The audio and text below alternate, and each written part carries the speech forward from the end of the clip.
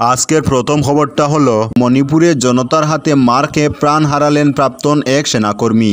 ফের উত্তপ্ত হয়ে উঠেছে মণিপুর, চলছে গুলাগুলি, জ্বলছে এলাকা। উত্তেজিত জনতার হাতে মার খেয়ে প্রাণ হারালেন প্রাক্তন এক সেনাকর্মী। সোমবার সকালের দিকে মণিপুরের একটি বাফার জোন থেকে তার মরদেহ উদ্ধার করা হয়। জানা গেছে লালবই মেইতে নামে ওই প্রাক্তন সেনাকর্মী ভুল করে মেইতেই ও কুকিদের ওই বাফার জোনে ঢুকে পড়েছিলেন। পরে একদল উত্তেজিত জনতা তাকে পিটিয়ে হত্যা করে। লালবই মেইতে মণিপুরের কাংপকপি জেলার মুদবাং এলাকার বাসিন্দা ছিলেন। ভারতীয় সামরিক বাহিনীর অবসরপ্রাপ্ত সৈন্য ছিলেন তিনি। সোমবার সকালের দিকে ইম্ফল পশ্চিম জেলার শেকমাই এলাকায় তাকে রক্তাক্ত অবস্থায় পড়তে থাকতে দেখা যায়। পরে স্থানীয়রা তার মরদেহ শনাক্ত করে পুলিশে খবর দেন। আজকের পরবর্তী খবরটি হলো মণিপুরে আবার বন্ধ করে দেওয়া হলো ইন্টারনেট। নতুন করে হিংসা ছড়িয়ে পড়ার দরুন মণিপুরে ফের ইন্টারনেট পরিষেবা বন্ধ করে দেওয়া হলো। আপাতত 5 দিনের জন্য এই নিষেধাজ্ঞা বলে মণিপুরের স্বরাষ্ট্র দফতরের যুগ্ম সচিব ডক্টর MB সিং জানিয়েছেন। রাজ্য স্বরাষ্ট্র মন্ত্রকের নির্দেশে বলা হয়েছে, সমাজ মাধ্যমকে ব্যবহার করে নানা রকমের ছবি, ঘৃণ্য বক্তব্য বা আপত্তিকর ভিডিও ছড়িয়ে রাজ্যের আইন শৃঙ্খলা মারাত্মকভাবে বিঘ্নিত করতে পারে। মোবাইল সার্ভিস, SMS সার্ভিস বা ডঙ্গল সার্ভিস ব্যবহার করেও রাজ্যের সাম্প্রদায়িক সম্প্রীতি বিনষ্ট করতে পারে। ওইসব আশঙ্কার কথা চিন্তা করেই আগামী 15 সেপ্টেম্বর পর্যন্ত গোটা রাজ্যে ইন্টারনেট পরিষেবা ও মোবাইল ডেটা সার্ভিস বন্ধ রাখা হয়েছে। মঙ্গলবার বিকাল 3টা থেকেই এই নির্দেশ কার্যকর করা হয়েছে, ডক্টর সিং জানিয়েছেন। আজকের পরবর্তী খবরটি হলো গুম থেকে তুলে নৃশংসভাবে হত্যা জলসম্পদ কর্মী, তদন্তে পুলিশ। চাবুয়ায় নৃশংস হত্যাকাণ্ড ঘটেছে। ঘুমন্ত অবস্থায় সোমবার রাত 1:30 নাগাদ মাধুর্য বড়ুয়া নামে এক যুবককে 4 জনের এক দুর্বৃত্তদের নৃশংসভাবে হত্যা করে। ঘটনাটি সংঘটিত হয় চাবুয়া জেলার জেরাই গ্রামে। নিহত মাধুর্য বড়ুয়া জলসম্পদ বিভাগের কর্মচারী। জানা গেছে মাধুর্য বাড়িতে ঘুমাচ্ছিল যখন একটি অজ্ঞাত আততায়ী তাকে জাগিয়ে তুলে এবং একটি ধারালো অস্ত্র দিয়ে মাথায় আঘাত করে খুন করেছে। তিনি ডিব্রুগড়ের জলসম্পদ বিভাগের বিভাগীয় অফিসারের কর্মচারী ছিলেন। রাতেই পুলিশ পৌঁছে সকাল 7টায় ম্যাজিস্ট্রেট উপস্থিত হন। পুলিশের প্রাথমিক তদন্তে এখনও কোনো তথ্য পাওয়া যায়নি। একটি বিশেষ তদন্ত দল ঘটনাস্থলে পৌঁছে সব দিক খতিয়ে দেখছে। হত্যাকাণ্ডে গ্রামে চাঞ্চল্য সৃষ্টি হয়েছে। মৃতদেহ উদ্ধারে বিরোধিতা করছেন। উচ্চ পর্যায়ের দল এসে তদন্তের দাবি জানিয়েছেন। আজকের পরবর্তী খবরটি হলো চলতি বছরে গৌহাটির IITর আরও এক ছাত্রের আত্মহত্যা। হোস্টেল কক্ষে গলায় দড়ি দিয়ে আত্মহত্যা করেছে গৌহাটির Indian Institute of Health Technology এর বিটেক 3য় বর্ষের ছাত্র। পুলিশের তরফে জানানো হয়েছে, তারা শেষ রাতে ঝুলন্ত মৃতদেহ উদ্ধার করেন এবং সেটি ময়নাতদন্তের জন্য পাঠিয়ে দেওয়া হয়েছে। তবে ঘটনার পর প্রতিষ্ঠানের প্রায় 3000 ছাত্রছাত্রী সোমবার দিনভর প্রতিবাদ প্রদর্শন করেন। পুলিশের তরফে পাওয়া তথ্য অনুযায়ী ছাত্রটির বাড়ি উত্তরপ্রদেশে। সে কম্পিউটার সায়েন্স ইঞ্জিনিয়ারিং বিভাগে 3য় বর্ষে পড়াশোনা করছিল। পরীক্ষায় ভালো প্রদর্শন করার পরেও শুধুমাত্র ক্লাসে কম উপস্থিতির অজুহাত দেখিয়ে কর্তৃপক্ষ তার কয়েকটি বিষয়ে ব্যাক লাগিয়ে দেয়। এতে মানসিকভাবে ভেঙে পড়েছিল ছাত্রটি। বারবার কর্তৃপক্ষের কাছে আবেদন জানানোর পরেও তার কথা শোনা হয়নি। শেষমেশ রবিবার মাঝরাতে গলায় দড়ি দিয়ে আত্মহত্যা করে সে। তার সহপাঠীরা বলেন, সে কিছু শারীরিক সমস্যায় ভুগছিল, যার ফলে কয়েকটি ক্লাস করতে পারেনি। তবে পরীক্ষায় তার প্রদর্শন ভালো ছিল। এরপরেও ব্যাক লাগিয়ে তার ভবিষ্যৎ অন্ধকারে ঠেলে দেওয়া হয়। সে কর্তৃপক্ষের কাছে বারবার আবেদন করেছে, কিন্তু তার কথা শোনা হয়নি। তার মৃত্যুর পর গোটা রাত ঘুমোতে পারিনি আমরা। তার সঙ্গে যা হয়েছে সেটা অন্যায়, তাই এর বিরুদ্ধে প্রতিবাদ না করে পারিনি আমরা, গৌহাটি IITর তরফে বলা হয়েছে। তারা এই ঘটনায় মর্মাহত এবং মৃত ছাত্রের পরিবারের প্রতি সমবেদনা রয়েছে। আজকের পরবর্তী খবরটি হলো ভারত অবিলম্বে গাজায় যুদ্ধবিরতি চায় বার্তা বিদেশমন্ত্রীর। যত দ্রুত সম্ভব গাজায় যুদ্ধের অবসান চায় ভারত। রিয়াদে গালফ কোঅপারেশন কাউন্সিলের বৈঠক থেকে এমনই বার্তা দিলেন ভারতের বিদেশমন্ত্রী S জয়শঙ্কর। গাজার বর্তমান পরিস্থিতি নিয়ে ভারতের উদ্বেগের কথা সবিস্তারে জানিয়েছেন তিনি।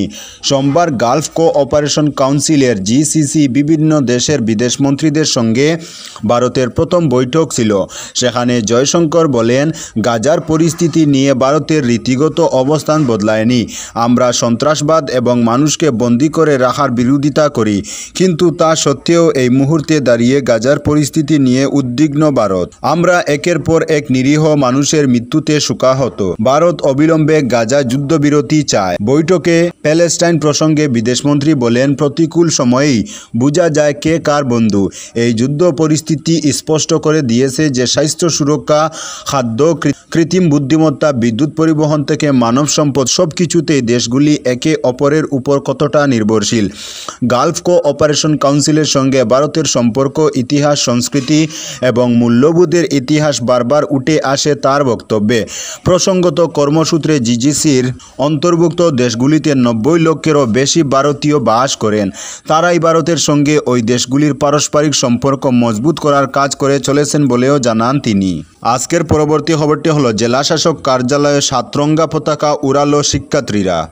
জাতিদাঙ্গায় ফের উত্তাল মণিপুর। একটি পতাকা নামিয়ে 7 রঙা পতাকা উড়িয়ে দেন শিক্ষার্থীরা। উদ্ব শিক্ষার্থীরা রাজভবন ও তৈবালের জেলা প্রশাসকের কার্যালয়েও হামলা চালান। কার্যালয়ে থাকা পতাকা নামিয়ে 7 রঙা পতাকা উড়ালেন বিক্ষুব্ধ শিক্ষার্থীরা। স্থানীয় সংবাদ সূত্রে জানা যায়, সোমবার সকালের দিকে রাজ্যের রাজভবন ও জেলা প্রশাসকের কার্যালয়ে হামলা হয়। এছাড়া ডিসি অফিসে টানানো জাতীয় পতাকা নামিয়ে একটি 7 রঙা পতাকা উড়িয়ে দেন শিক্ষার্থীরা। গণমাধ্যমে মণিপুরের বিক্ষুব্ধ শিক্ষার্থীদের সরকারি অফিস থেকে একটি পতাকা নামিয়ে সেখানে নতুন করে আরেকটি পতাকা উড়ানোর ভিডিও ভাইরাল হয়েছে। শিক্ষার্থীরা নতুন করে যে পতাকাটি উড়িয়েছেন সেটি কাঙ্গলিপাক বা স্যালাইটারেট পতাকা বলে ধারণা করা হচ্ছে। এটি একটি আয়তাকার 7 রঙের পতাকা। প্রাচীনকালের মেইতি জনগোষ্ঠীর 7টি বংশের প্রতিনিধিত্বের কথা তুলে ধরতে মণিপুরে অনেকেই এই পতাকা ব্যবহার করেন। তবে নামানো পতাকাটি জাতীয় পতাকা কি, এ নিয়ে প্রশ্ন উকি মারছে। আজকের পরবর্তী খবরটি হলো, বেহাল ভৈরবপুর সড়ক, হালিচারা রোপণ করে প্রতিবাদ, সামিল পড়ুয়ারাও। সরকার ও বিভাগীয় কর্তৃপক্ষের চরম অবহেলায় কাটিগড়ার ভৈরবপুর প্রধানমন্ত্রী গ্রামীণ সড়কটি প্রায় 4 বছর ধরে মরণ ফাঁদে পরিণত হয়েছে। সড়কটি সংস্কারের দাবি বারবার জানানো সত্ত্বেও সংস্কারে পদক্ষেপ করেনি সরকার। এতে চরম দুর্ভোগ পোহাতে হচ্ছে হাজার হাজার ছাত্রছাত্রী সহ জনগণের। সড়ক সংস্কারে কোনো উদ্যোগ না নেওয়ায় জনগণের মধ্যে ক্ষোভ পঞ্জীভূত হয়। মঙ্গলবার পুঞ্জীভূত ক্ষোভের বিস্ফোরণ ঘটে। বেশ কয়েকটি স্কুলের হাজার হাজার অধিক পড়ুয়া সহ বিভিন্ন স্বেচ্ছাসেবী সংগঠনের কর্মকর্তারা রাস্তায় নেমে বিক্ষোভ দেখালেন।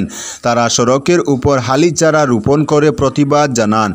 শীঘ্রই গণদাবি পূরণ না হলে 6 নম্বর জাতীয় সড়ক অবরোধ করার হুমকি দেন জনগণ সহ ছাত্রছাত্রীরা। আজকের পরবর্তী খবরটি হলো, ঢাকা দিল্লি আগের মতোই কাজ করছে, বললেন হাই কমিশনার প্রণয় বর্মা। ভারতের সহযোগিতায় বাংলাদেশে চলমান প্রকল্পের কাজ চালু থাকবে জানিয়ে ঢাকায় নিযুক্ত ভারতীয় হাই কমিশনার প্রণয় বর্মা বলেছেন, ঢাকা দিল্লি আগের মতোই কাজ করছে। চলমান কোনো প্রকল্প স্থগিত হয়নি। কিছু প্রকল্পের ঠিকাদার ভারতে চলে গেলেও দ্রুত ফিরে এসে কাজ শুরু করবে। বুধবার সচিবালয়ে অর্থ উপদেষ্টা সালেহ উদ্দিন আহমেদের সঙ্গে সাক্ষাৎ শেষে সাংবাদিকদের সামনে একথা বলেন তিনি। ভারতীয় হাইকমিশনার বলেন, বিজ্ঞান প্রযুক্তি সহ বেশ কিছু বড় প্রকল্পে কাজ করা নিয়ে আলোচনা হয়েছে। আশুগঞ্জ ও আখাউড়া সড়কের মতো কিছু প্রকল্পের ঠিকাদার ভারতে চলে গেলেও দ্রুতই ফিরে আসবে, এ কাজ শুরু হবে। আজকের পরবর্তী খবরটি হলো, আদালত চত্বরে ইউটিউবার হিরো আলম গণপিটুনির শিকার। গণপিটুনির শিকার হলেন বাংলাদেশি ইউটিউবার হিরো আলম। রবিবার আওয়ামী লীগের সাধারণ সম্পাদক ও প্রাক্তন সেতুমন্ত্রী উবায়দুল কাদের এবং প্রাক্তন নির্বাচন কমিশনার কাজী হাবিবুল আউয়ালের বিরুদ্ধে মামলা করতে বগুড়ার সিনিয়র জুডিশিয়াল ম্যাজিস্ট্রেট আদালতে গিয়েছিলেন আলম। আদালত থেকে বেরিয়ে আসার পরেই ঘটে দুমদুমার কাণ্ড। আদালত প্রাঙ্গণে হামলা করা হয় তার উপর, রাস্তায় ফেলে বেধড়ক মারধর করা হয়, সেই সঙ্গে কান ধরে উঠবস করানো হয় তাকে। আদালত চত্বরে থাকা বহু সাধারণ মানুষের চোখের সামনেই ঘটেছে ঘটনাটি। সঙ্গে সঙ্গে ছুটে আসেন পুলিশ। তড়িঘড়ি তাকে নিয়ে যাওয়া হয় হাসপাতালে। ঘটনার জেরে শরীরে অনেকেই আঘাত পেয়েছেন বাংলাদেশি ইউটিউবার তথা অভিনেতা। ইউটিউবার আশরাফুল হোসেন উর্ফে হিরো আলম হামলার জন্য তিনি বিএনপিকে দায়ী করে বলেছেন, আগে আওয়ামী লীগের হামলার শিকার হয়েছিলাম, এবার হামলা করলো বিএনপি। আওয়ামী লীগ আর বিএনপির পার্থক্য কোথায়? আজকের পরবর্তী খবরটি হলো আরজিকর কাণ্ড, সরকারের পদক্ষেপে পূর্ণ সায় ভাগবতের। আরজিকর মেডিকেল কলেজ হাসপাতালের ঘটনায় দোষীদের বিরুদ্ধে উপযুক্ত পদক্ষেপ করার জন্য সরকার যে পদক্ষেপ করবে তাতে তাদের পূর্ণ সমর্থন থাকবে। কলকাতায় এসে এই মন্তব্য করলেন রাষ্ট্রীয় স্বয়ংসেবক সংঘের প্রধান মোহন ভাগবত। এমন ঘটনা বন্ধ করতে প্রশাসন যে পদক্ষেপ করবে তাতেও তাদের পূর্ণ সমর্থন থাকবে বলে তিনি জানিয়েছেন।